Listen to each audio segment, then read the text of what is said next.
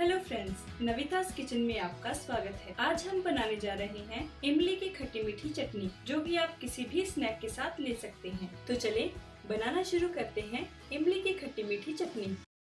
इमली की चटनी बनाने के लिए यहाँ पे हम लेंगे इमली 125 ग्राम। मैंने यहाँ पे सीड्स वाली इमली यूज की है। अगर आप पल्प यूज कर रहे हैं तो आप 100 ग्राम ले सकते हैं। चीनी 200 ग्राम, गुड़ 200 ग्राम, लाल मिर्च पाउडर 1 छोटा चम्मच, सौंठ पाउडर 1 छोटा चम्मच, नमक 1 छोटा चम्मच, काला नमक आधा छोटा चम्मच, मगज यानी कि मेलन सीड्स 1 बड़ा चम्मच, किशमिश 1 बड़ा चम्मच, सूखा नारियल छोटे टुकड़ों में कटा हुआ 1 बड़ा चम्मच, ये ऑप्शनल है। गरम मसाला पाउडर 1 छोटा चम्मच। तो चलिए बनाना शुरू करते हैं इमली की खट्टी मीठी चटनी। सबसे पहले हम इमली को हल्के गर्म पानी में 15 मिनट के लिए भिगो कर रख देंगे। यहाँ पे मैं 200 ml हल्का गर्म पानी ले रही हूँ। इमली को चम्मच के साथ इस तरह से मैश करते हुए पानी में भिगो देंगे ताकि इमली का पल्प अच्छी तरह से निकल जाए। अब हम भिगोई हुई इमली को हाथ के साथ मैश करेंगे ताकि सीड्स पल्प से अलग हो जाएं। पल्प सेपरेट हो चुका है।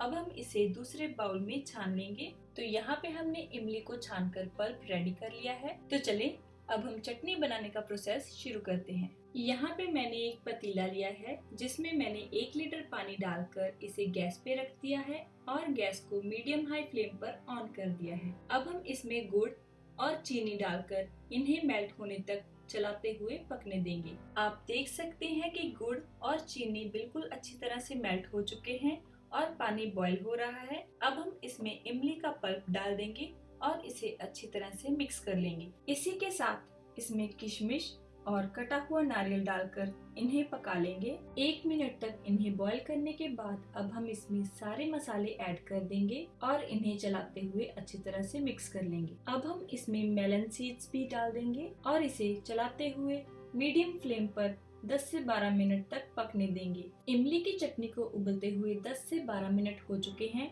अब हम इसकी कंसिस्टेंसी चेक करेंगे। थोड़ी सी चटनी एक कटोरी में निकाल लें और इसे ठंडा करके अपने हाथों के साथ इस तरह से इसकी एक तार की कंसिस्टेंसी चेक करेंगे। आप देख सकते हैं कि ये एक तार बन रही है। इसका मतलब है कि हमारी इमली की चटनी बनकर बिल्कुल तैयार है।